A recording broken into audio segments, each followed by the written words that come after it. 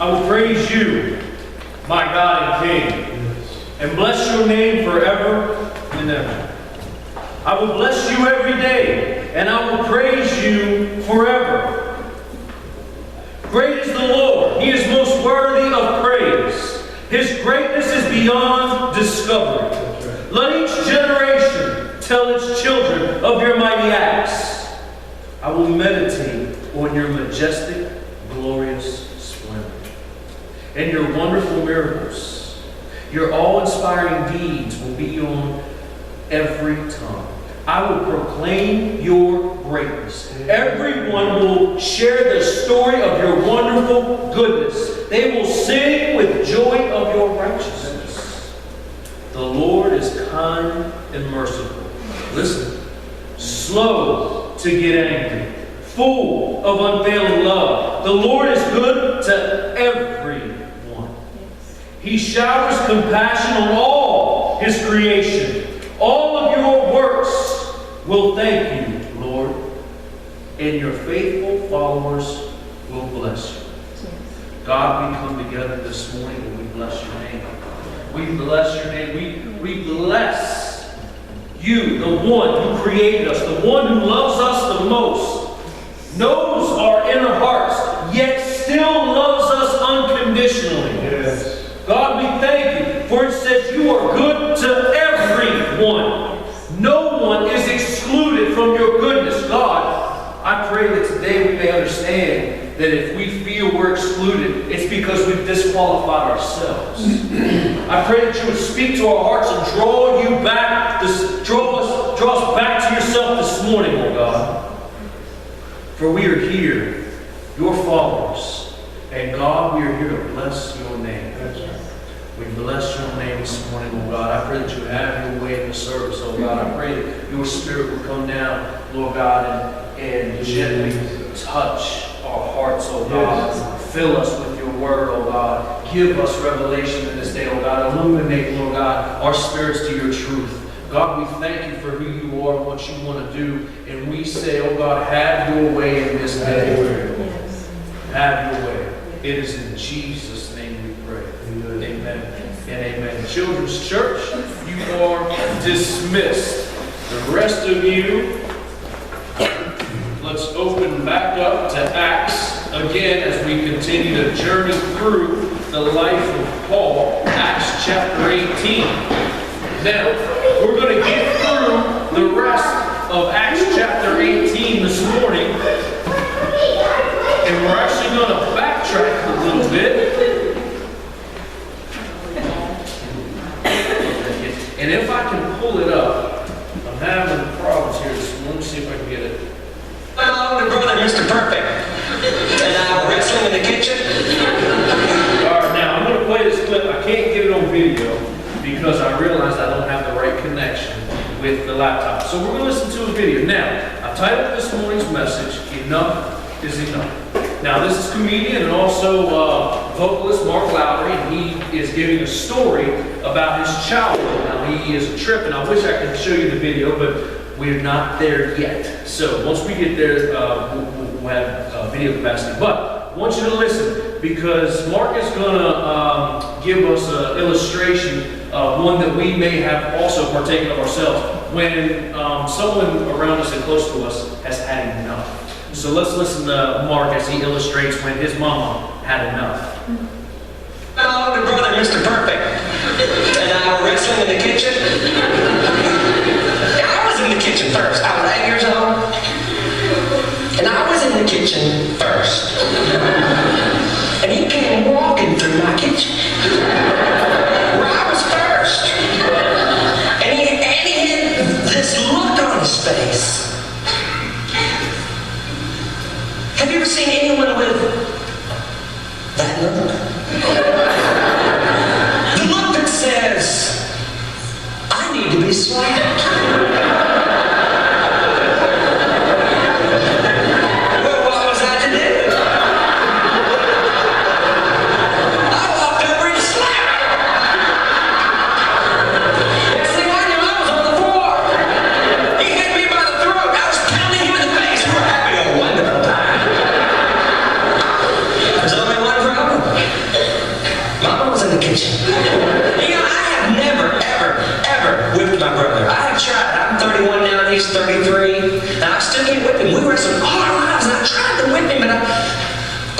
days, he's gonna get old. As soon as arthritis kicks in, I'm breaking his face. And we were wrestling in the kitchen, knocked over a couple of chairs. We were headed for the china cabinet when we heard this come from the sink where Mama was washing the dishes. Because Mama had enough.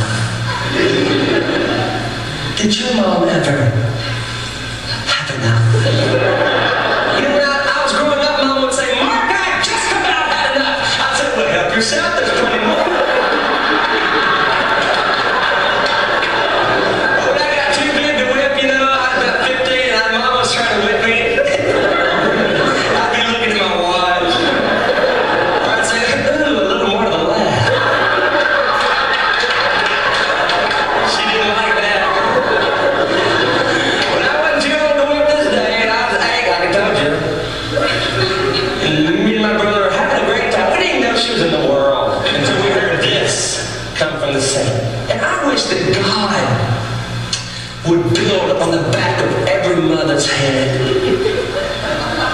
a little red light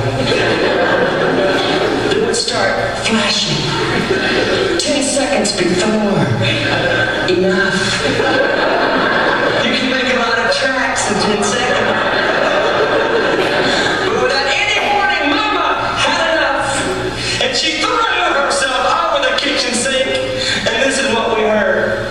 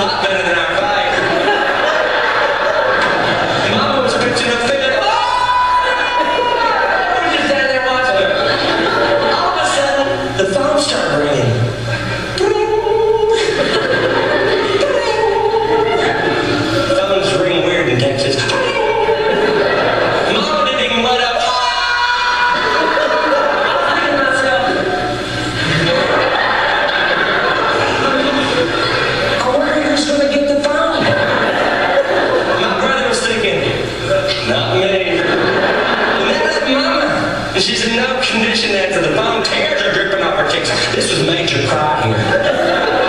But slowly she turned and started walking towards the ringing phone. And she's still crying. I immediately started fasting and praying. I said, oh, dear God. Dear Lord, please don't let that be Daddy on the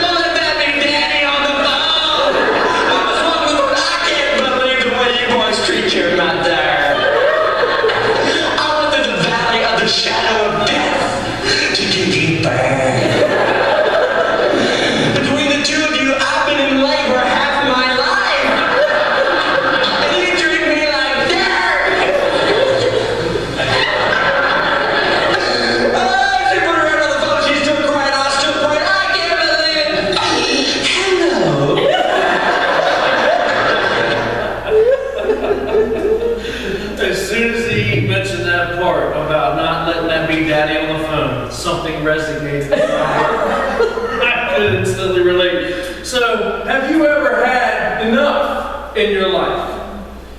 So, what does that phrase mean? Have you ever uttered those words? That's it. I've had enough. Typically, that's when my kids get the look of death and terror on their face. Because what does it imply? It generally implies that we've hit a certain limit concerning the capacity of our patience. What we're willing to tolerate is no more. It has reached its end. We're annoyed. We become irritated, agitated, maybe a bit aggravated and bothered. But we hit a point where we're so disturbed that it compels us to alter our actions. Have you hit a point in your life where you've been so irritated, so frustrated, that you've had enough that it's altered your actions? Let me ask you, how did that turn out? Because as one who might be guilty of having a short fuse, typically when I've had enough, what proceeds may not always have been the best of actions. You see, I have a little joke, most of you know me, is, if I can't fix it, my hammer will. When I've had enough, sometimes I alter the course of action, and it doesn't produce anything good. Now, thankfully, because of the grace of God, I've gotten to a point of life where that's not always the case, and He's really helping. But how do we proceed beyond the point of enough? What does it look like? Here in Acts 18, we're going to see Paul have a moment. Now, let's go in. We're going to read from Acts 18, and we're actually going to pick up here, and it's going to be Acts 18. We've already got past this right here. 18:18 is actually where we're going to pick up. Okay. Now you got to remember what happened. They, the last week, the Jews got a hold here we go, verse 12. But when Galileo became governor of Achaia, some Jews rose in concerted action against Paul and brought him before the governor for judgment. Well, what happened was when they were accusing him, he said, "No, this is none of my business. This is between you all. You all, take care of this yourself." Well, they got upset and they beat the leader of the synagogue, Sosthenes. Now, we're also going to see Sosthenes pop up in Corinthians. So, you got to understand what happened. Revival broke out, and Paul shook off the dust of his feet, left the Jews, and went right next door. And we talked about having, an open door next door. That was last week. And so here we see that even the leader, I believe it was Crispus, the leader of the synagogue, him and his family got saved, so they left. And they joined the Christian church right next door. Well, that left a vacancy, in the Jewish synagogue, and it was filled by Sosthenes. Okay, so now we see this whole thing play out. They beat him and everything like that. It turns out later on, Sosthenes, he actually gets saved and he moves next door also. But so this is kind of backtracking, leading up to where we are now. And it says here in verse 18, Paul stayed in Corinth for some time after that and said goodbye to the brothers and sisters and sailed for the coast of Syria. Now, we know that he had met Priscilla and Aquila. He was a tent maker with them. They worked together in that vocation. Now, he takes them with him. Okay? Now, earlier, Paul had shaved his head according to a vow he had taken, which was a custom. Okay? Now, verse 19, when they arrived at the port of Ephesus, so they stopped at Ephesus on the way to Syria. Do we have a map? All right. So they are over here. Oh, that port is beautiful, isn't it? So they go down here and they go all the way over here to Ephesus. Okay? So this here is where they're currently at, and he's going to make his way all the way down here to the coast of Syria. Okay? So then once he gets down here to Syria, he's going to travel up the side here back to Antioch. Okay? So right now, we're in Ephesus over here. Okay? So in verse 19, when they arrived at the port of Ephesus, Paul left the others behind, but while he was there, he went to the synagogue to debate with the Jews. They asked him to stay longer, but he declined. So he left, saying, "I will come back later, God willing." Then he set sail from Ephesus. The next stop was the port of Caesarea. From there, he went up and visited the church at Jerusalem and went back to Antioch. After spending some time in Antioch, Paul went to Galatia, Phrygia, visiting all the believers and encouraging them and helping them to grow in the Lord. Now, it says here that he left the others behind. In verse 19, after arriving at the port of Ephesus, he left the others behind. He left his whole group there in Ephesus. So not only did he meet Priscilla and Aquila in Corinth, he took them with him to Ephesus. And we're going to see how that was a strategic move for the gospel in Ephesus at that time, and how, because of, now this is next week, we get a little ahead of ourselves, how, because of him leaving them in Ephesus, revival starts happening over here in Achaia. Okay, so he took the group, left them there, and said, "You know what, you got to stay here, do the work in Ephesus. I'm going to head on back to Syria, where I'm going to go visit the brothers in Jerusalem and back in Antioch." Now, we get through all of that, right? And we're going to see here next week, we're going to talk about an encounter that the believers that he left behind in Ephesus. But what I want to focus on here, as he was moving out, last week we passed over a verse.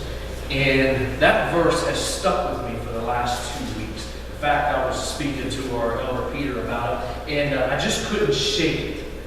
And, you know, I got to thinking about it and whatnot, and I wanted to address it. In Acts chapter 18, I want us to go up to verse 6. Now, I know we've already passed this verse, but I want to talk about enough is enough. Okay? Acts 18, verse 6. But when the Jews opposed him and insulted him, I lost my place already. Paul shook the dust off from his robe and said, "Your blood be on your own heads. I am innocent. From now on, I will go to the Gentiles." And I actually want to read it in the New King James. Does anybody here have the New King James? No? Yeah. You do? Can you read it? But when they opposed him and blasphemed, he shook his garments and said to them, "Your blood be upon your own heads. I am clean. From now on I will go to the Gentiles." Amen. When they blasphemed, you see, they took it up a notch. They went right for his spiritual jugular, so to say. They were being completely indignant. And at this point, Paul, here, he says, I have had enough. And it says he shook the dust off from his robe. And we might not think anything of that here today.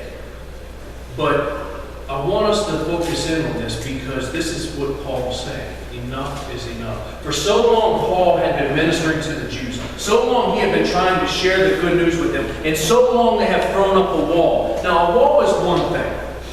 Now, they've stepped it up a notch. They've progressed in their way of dealing with him. You see, the beatings, that was no issue with Paul. The beatings was no issue with Paul. The physical punishment that he took, the chastising, the ridicules, how they mocked him in Athens, all of these things, that was of no big deal. But what was it that caused Paul to say, enough is enough? And he shook out his robe after they had blasphemed. So what does it mean to blaspheme?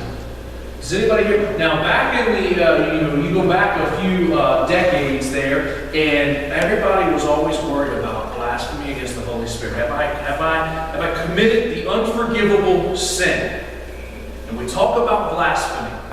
It's not a word we really hear much in our culture, is it? We don't really hear. So when we see it, we should stop and we should think and understand what it means, because here Paul says, "That's it. That's enough.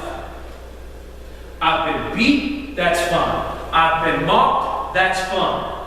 But this blasphemy, that's where I draw the line. Enough is enough." Because we have not seen him abandon the Jews. And now, he said, "Blood be on your heads." So what is blasphemy? I'm glad you asked. We're going to break it down a little bit here. It is to vilify, to speak impiously. Now what is impiously? No respect, no reverence, no regard. Vilify means to be abusive in your speech. More effectively, derogatory. To be derogatory. To defame, revile, hostility towards, angrily insult in every manner.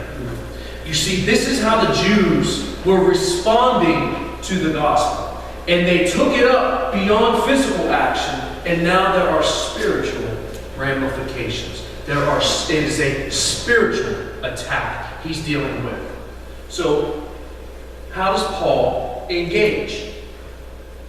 What principle is he standing on here and shaking out his cloak and moving on? And I wanted to kind of address this, being led by the Spirit, because last week we had a sweet sense of the Spirit in here. So much so that I didn't want to move. And I noticed that if I wanted to come down and kneel at the altar, it would have been kind of hard on my old knees. That's why we have a nice altar down here now. We have a nice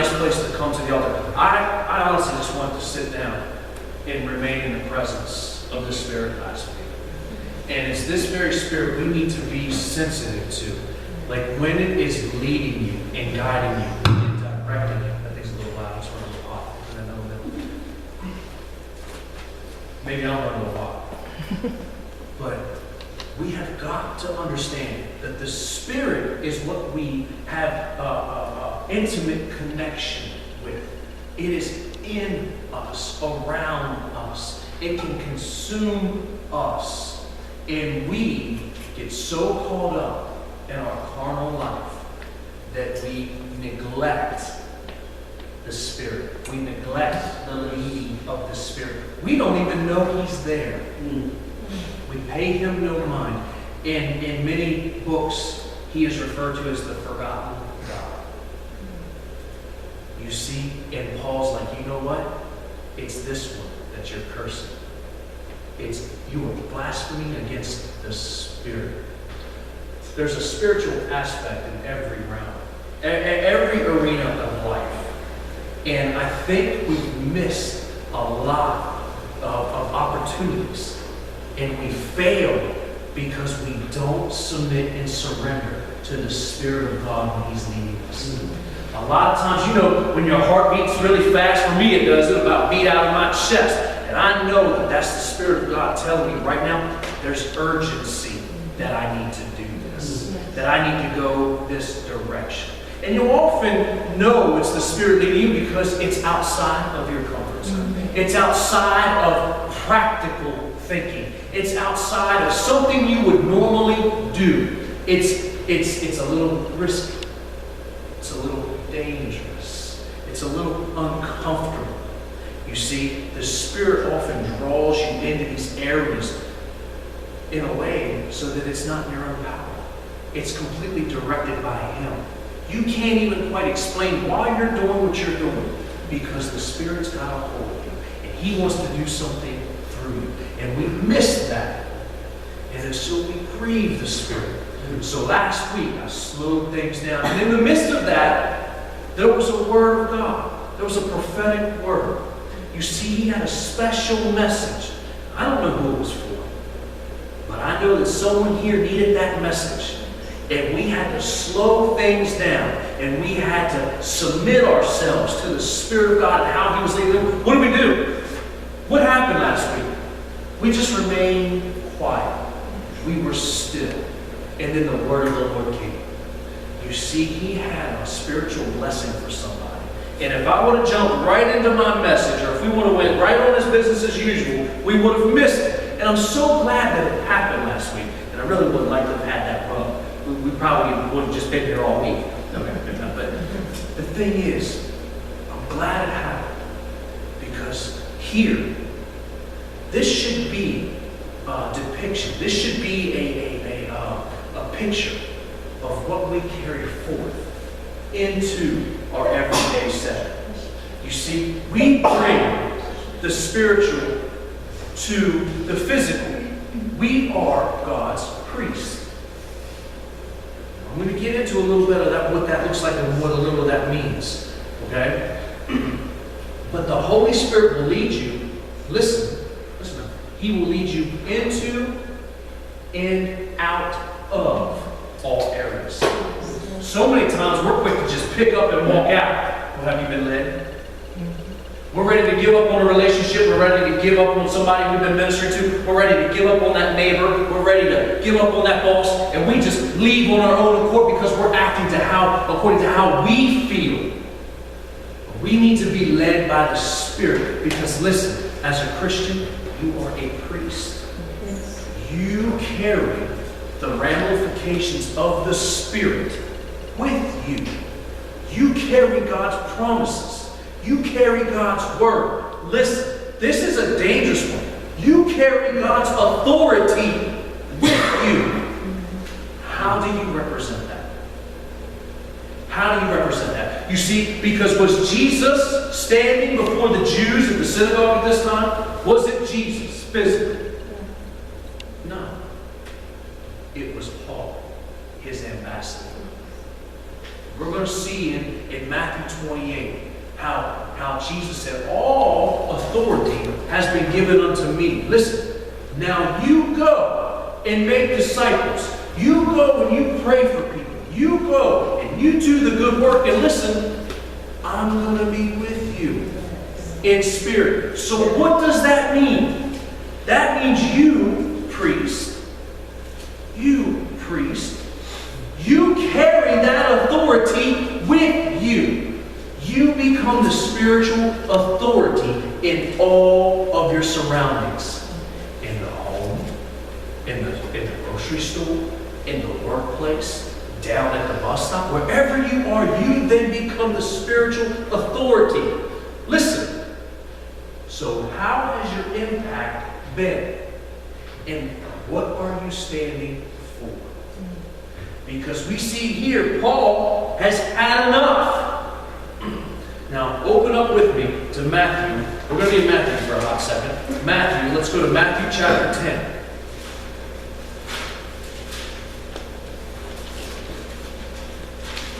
Matthew chapter 10, verses 14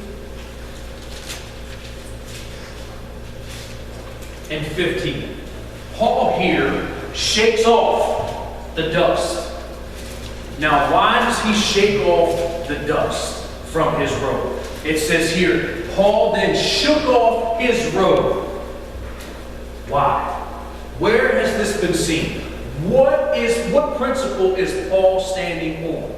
He's standing on the spiritual authority he has been given. Now, where did this come from? Is this something that is scriptural? In context, does Paul have the right to say enough with the Jews? Does there ever come a time where we say enough is enough when we're dealing with people in the ministry? Does it ever come to that? Well, let's answer this question. Where did we see this before? Matthew chapter 10. We're going to start in verse 14. You there with me? I'm reading from the New Living Translation. If a village doesn't welcome you or listen to you, shake off the dust of that place from your feet as you leave. Now, this is Jesus speaking. Verse 15. I assure you, the wicked cities of Sodom and Gomorrah, listen, will be better off on the judgment day than that place will be. Now, we need to break this down a little bit here. We need to break this down a little bit. What's he talking about? Okay, so does that mean God ever says enough is enough with some people? Think about that. Does God ever say enough is enough with some people? Is there a point where God says forgive? They're not wrong. Does God ever get to that point? Now, these are some things we have to think about. These are some things we have to reason. Are some people too far gone that they can't be salvaged? That they can't be reconciled unto God? Well, what does Scripture say? If a village doesn't welcome you or listen to you, shake off the dust of that place from your feet as you leave. He goes on to say that even Sodom and Gomorrah, as wicked as they were, will be better off than them. Principle here is this. People write their own ticket. If people reject God out of their free will, that essentially is a person God can't help. They won't allow it. You see, there is nothing more then that we can do for that person. These people went even further. How did it say? They went even further here, and they vilified. They were abusive in their speech. They were derogatory. Okay, they had no respect, no reverence. Okay, they were reviled, hostile, angrily insulting. They were speaking evil of. This is how they were projecting themselves toward God and toward the Spirit of God. They were essentially saying, get that away from me. We want no part of it. And I'm being extremely polite. You see, when people want nothing to do with God and push away, that is the person God can't help. Until they are awoken in their spirit, that person God can't help. And at that point, we walk on. Scripture goes on to say, do not cast your pearls to the swine. What it means is don't give what is valuable to those who have no concern for it. They have no conviction for it. They have no room in their heart for it. You're throwing it away. So here, Paul, he shakes off the dust. He realizes that the Spirit has lifted. It has gone. We are to give all that God asks of us, but nothing more. We are to give all God asks of us, but nothing more. What do I mean by that? Well, you'll read in the first commandment. Love the Lord your God with all your heart, mind, soul, and strength. Give Him everything that you have. Now, when we go about our ministry, and He's leading us to an area, just as I said, the Spirit will lead you into a situation, into an area, He will also lead you out of. Now, if there's no progress being made, if you just can't get through, pay very close attention to the Spirit of God and how He is leading. Sometimes we abandon ship before Him prematurely. Sometimes we stay after the Spirit has left. And after the Spirit leaves, there's nothing left to be had. Now, in the Old Testament, when the Israelites came out of Egypt, okay, follow me here. When they left Egypt and they were in the wilderness, what led them through the wilderness? What was it that led them through the wilderness? Pillar of fire and pillar of cloud. It was a pillar of cloud during the day and a pillar of fire at night. That led them, okay? Now I got a question for you. How were they fed in the wilderness? Manna, correct? Where did it come from? Heaven, right? Where the pillar was. So if the pillar moved and they remained, would they be sustained? No. But if the pillar remained and they moved, would they be sustained? What was God teaching them in the physical in the Old Testament? To follow the Spirit's lead. They will be given all that they need right where the Spirit rests. You see? So today, how is the Spirit of God leading you? Are you sustained where you are? Listen, or have you moved ahead? Or have you fallen behind? I fear that so many of us have fallen behind because we're so focused on our own agenda. That's what I've been speaking on. We're so focused on our own agenda. Listen, there's nothing wrong with living life. There's nothing wrong with your agenda if it coincides with God's will for your life. You see, and here, that's exactly what Paul was doing. He was carrying the message to whom he was supposed to. And then it got to a point where enough was enough. Once they cut ties of the Spirit, once they blasphemed, it was time to move on. And he shook off his robe. Maybe some of our frustration is because we refuse to follow the Spirit's lead. And we don't shake off our robes. Now, what does it mean to shake off the robe? This is a physical expression of a spiritual judgment.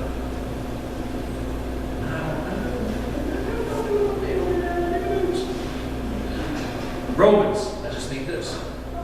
Romans chapter 1, 18 through 32. This is a physical expression of a spiritual judgment. Romans 1, chapter 1, we're going to read verses 18 through 32. Let me know when you're there. So, my question earlier, in case we forgot, was, does God ever say, enough is enough with us? Does God ever say, enough is enough with us? Okay? This is how we can tell. I love the book of Romans. One day, we're going to get to this book, and we're going to dig through it. But for right now, we're going to stay right here. Romans chapter 1, 18. You there with me? Say amen. Amen. Amen. All right. 18 says, the wrath of God is being revealed from heaven against all the godlessness and wickedness of people who suppress the truth by their wickedness. You understand? Let's read that again. The wrath of God is being revealed. It's coming to light. It's being expressed. We are experiencing the wrath of God from heaven against all godlessness and wickedness of people, okay, who suppress the truth by their wickedness. Our wickedness drowns out the truth of God. Okay, so this is what it's talking about. Verse 19, since what may be known about God is plain to them, because God has made it plain to them. For since the creation of the world, God's invisible qualities, His eternal power and divine nature have been clearly seen, being understood from what has been made, so that people are without excuse. Listen, this is the dangerous one. You ready? To read verse 21. This is where it gets dangerous.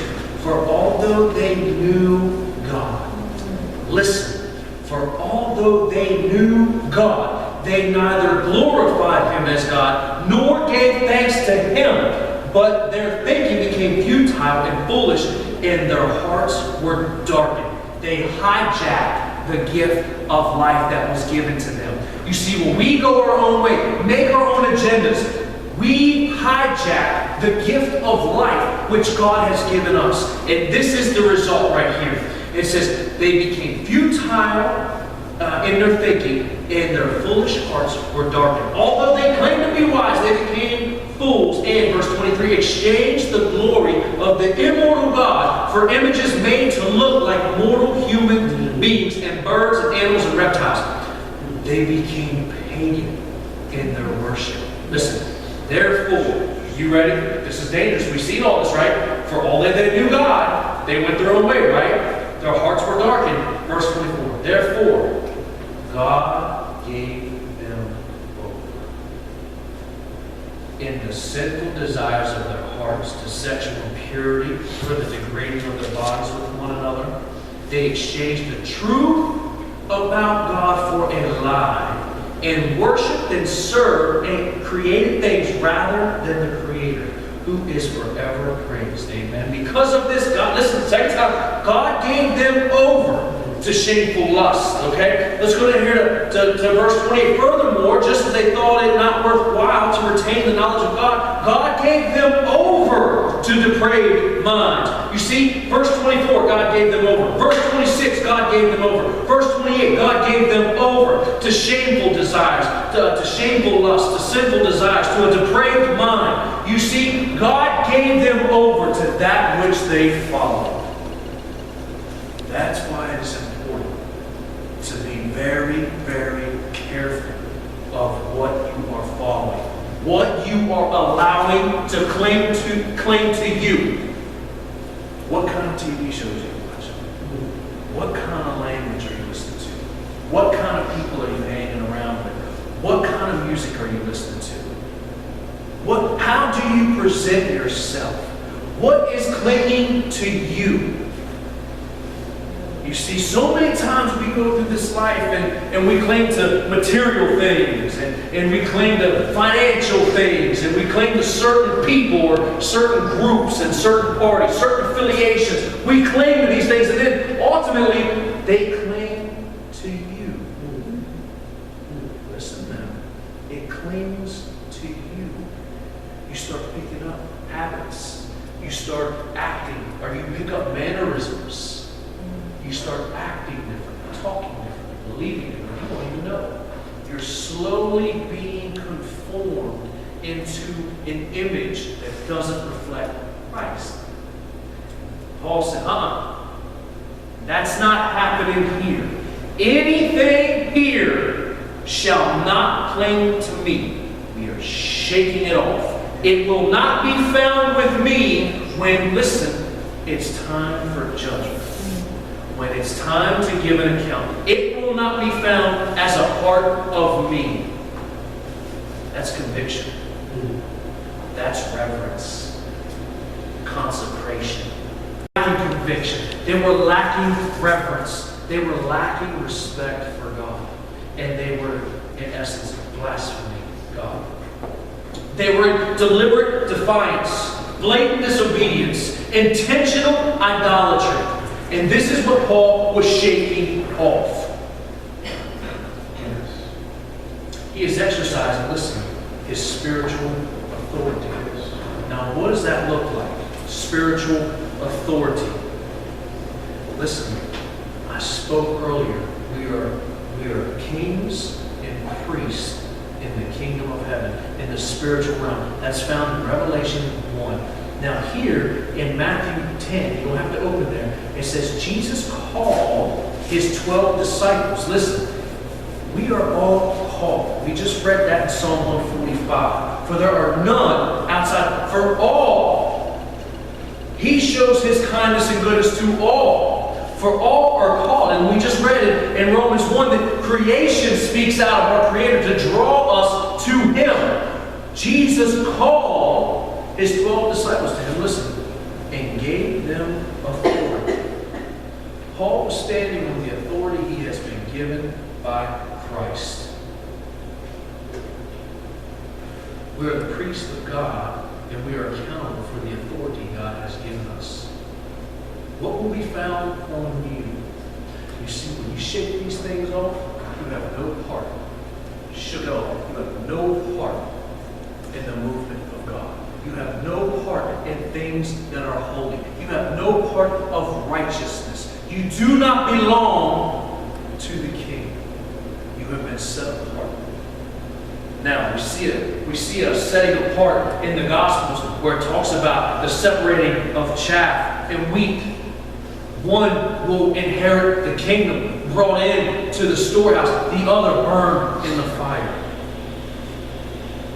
And the shaking off of his garment is to declare, one, that he is faithfully proclaiming God's word.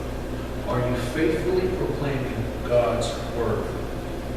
Your mission is complete when God says it is. Has God been trying to lead you on for some time? Has God been trying to get your attention? Has the Spirit lifted and moved? Is there another area where God is trying to cause you to minister? Listen, we're going to see next week. We just see how Paul took Priscilla and Aquila and the rest of his group from Corinth and took them over to Ephesus. The Spirit moved. You see, they followed. They went where it was. Now listen, now only Paul travels from Ephesus down to Syria. Okay? Only Paul. The rest of the believers stayed right here in Ephesus. And you're going to watch next week how that was designed by the Spirit of God. Because there's going to be an encounter that would not have happened had they not been there. Yet, Paul's third trip would not have happened had he not returned. You see, you have to be keenly aware of how the Spirit is leading you. Now, the Spirit will lead us. The Spirit will lead me, and then we'll go. Like in the next couple weeks, you're going to be looking at me from that side down there because this whole venue, I know it's in your face. I see it. I thought about, I'm trying to get a line, but we're going to move down to that side next week, or if it's not next week, the week after, so that way we can kind of alleviate this here. I can get you an umbrella. But the Spirit will move. Now, it's going to move me. It's going to move our elders. It's going to move our committee team. It's going to move our children's workers. It's going to move us differently. But listen, as it moves us differently, we're all going to have the same goal, the same agenda, to bring praise, honor, and glory to the King. To be the spiritual authority, because that is what God has destined us to be. He has commissioned us to be kings and priests for the kingdom. Do you live like a king and priest for the kingdom? Do you understand that you possess that authority? We need to take that seriously. So does God ever say, enough is enough with us? Only on 2 occasions. We pass from this life to the next, and we have not surrendered to Him. When we pass from this life to the next and we have not surrendered to Him, that is when enough is enough. That is when He can do no more for us. We have sealed our judgment by our decision. Or upon His second coming. I love that little bumper sticker. It's so cheesy. It's perfect. Are you ready? It's literally a red E. Are you ready? Are you ready? At any moment, He can interrupt us just like that and take us home. Boy, wouldn't that be glorious. Just to go home in perfection. That's when He's going to get to a point and say, well, enough is enough. Very much of it. Enough is enough. The new heaven and the new earth shall arrive. Enough is enough. My love will see it. All of creation. Enough will be enough when He says it to be. As long as there's still time on the clock, we have an opportunity to become right with God. But that is a choice on our end. The beautiful thing about God's sovereignty is the fact that we have free will. And that He entrusts all the authority and the power of heaven with us. This is done by the Spirit. And I think for so long, the church has been asleep according to the Spirit. Psalm 101:3. You can open up there with me tonight. Psalm 101.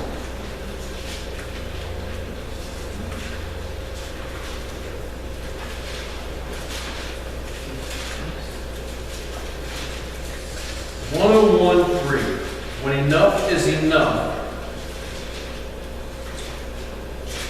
Oh, here I am. Just like I'm at 103:1. 101:3. Acknowledge.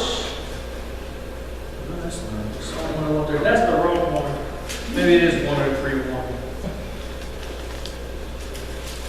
There. That's not. 101:3. Yeah. Acknowledge that the Lord is good. He made us and we are His. We are His people, the sheep of His pasture. And you abide. It is Psalm 101:3. You're not reading. Oh, wait a minute. Hold on. That's 103. 101:3. Ah, there it is. I will refuse to look at anything vile and vulgar. I hate all crooked dealings. I will have nothing to do with them. They will have nothing. They will not cling to me. They will not cling to me. I was like, man, that's not it. But I mean, that's a good transitional verse there. No, this is the one that I wanted. Nothing will cling to Him that is vile and vulgar. He hates all crooked dealings, and none of that should be found in us. None of that. Not even the smallest of traces. They shall have no part in the kingdom. Nothing is attached to Paul. He has fulfilled his duty, and he will no longer be acquainted with them. He is shaking them out. Be very careful whom you associate with, where you find yourself. The people says in Corinthians, bad company, 15:33, 1 Corinthians, bad company corrupts good character. And no more will Paul have anything to do with it. He will go where the Spirit has led. He's cutting ties. Sometimes that's hard. Sometimes you're ministering to people and they just won't hear you. They don't want to hear anything about it. They become vulgar. They become hostile, indignant.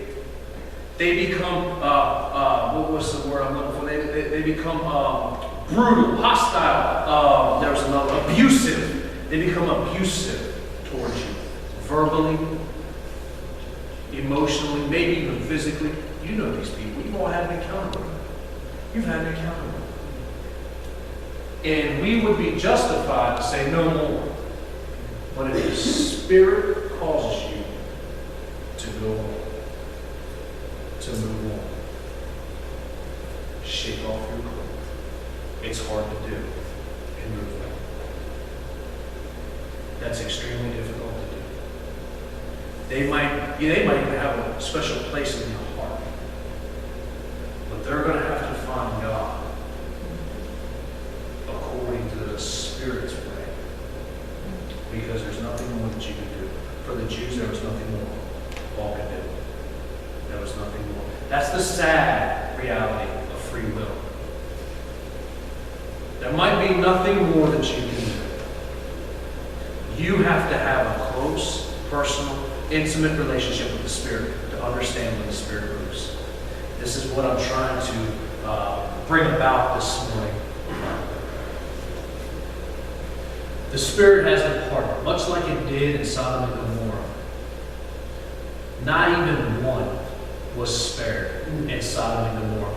Lot was, But you can see, and that's why I like the story about Sodom and Gomorrah and how it is brought up here. It said not even Sodom and Gomorrah will have to face the harsh realities on Judgment Day that these people will. When Jesus was speaking to the disciples, and he said, when you shake off the dust of that town from your feet, Sodom and Gomorrah will be better off. Well, how can that be? Because they never had the gospel of grace delivered to them. They didn't have the gospel of grace to rely upon. You see, they will have an easier time on judgment because they didn't have Jesus. We can talk about that more in depth when we talk about Sodom and Gomorrah. But not even one survived. None was spared. The Spirit had departed. And what I'm talking about, shaking off. When Lot left, he lived so close to Sodom and Gomorrah, he didn't realize some of that clung to him. His wife, as they were fleeing, she looked back, and we all know what happened to her, right? What happened? She turned to a pillar of salt, right? But what happened after that? What is the fruit? What are the effects that we've seen from Sodom and Gomorrah in Lot's family? What do we see after that? You're shaking your head because it's wickedness. It's incest. It's vile. It's vulgar. It's disgusting. His daughters got him drunk, each one after the other, and slept with him to have a baby. Each of them. Couldn't trust God's plan. How disgusting. When we leave the presence of God, we expose ourselves to the forces and principalities of darkness. I was driving, we were driving up to the sports show, and I was talking with one of our elders. He went with me, and we were driving, and I said, I said, I really think a lot about this. And I said, Satan has priests too. We don't think of it, but Satan has priests too. And he said, absolutely. He said, Satan's got evangelists. Satan's got missionaries. Yeah. He is a copycat, a forfeiter, a liar, and a deceiver. You see, we don't recognize these things because a lot of times we're not paying attention to the Spirit. This is what I'm urging you, pleading with you to do. Pay attention to the Spirit because He's got missionaries, priests, workers, just as God does. And they are ever so vigilant to cling themselves to you and pull you away.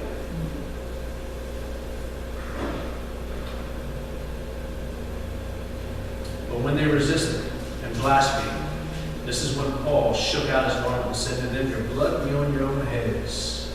I am clean. From now on I'll go to the Gentiles. That is when, of course he was not going to allow any of that to cling to him. He had work to do. We cannot let pity, emotions of sorrow, guilt get in the way of the work of God. Yes. We need to continue. I can sit here and beat myself up. We know that we've had a lot of people pass through these doors. And I can beat myself up and sit here and think, how could I have gotten them to come back again? How can I get them to stay? The thing is, I didn't love them any less than I love them today. You didn't love them any less. People will come and people will go. We need to remain true to the Spirit of God and loving those while we have them. But if they go, they go. The key is this: free will. They have free will to stay, they have free will to go. You can't be compelled by pity. You can't be compelled by emotion because emotion will lie to you every time. So when you feel that enough is enough, when you hit that point of frustration, agitation, irritation, when you get to that point, be sure to do this. Be slow to speak, slow to get angry, and quick to listen. Quick to listen to the Spirit of God. You see, I wanted to address last week the Spirit moving, and I wanted to address following after God. And you can look up the Kings and Priests verse of Revelation 1:6. Actually, I forgot to give reference to that.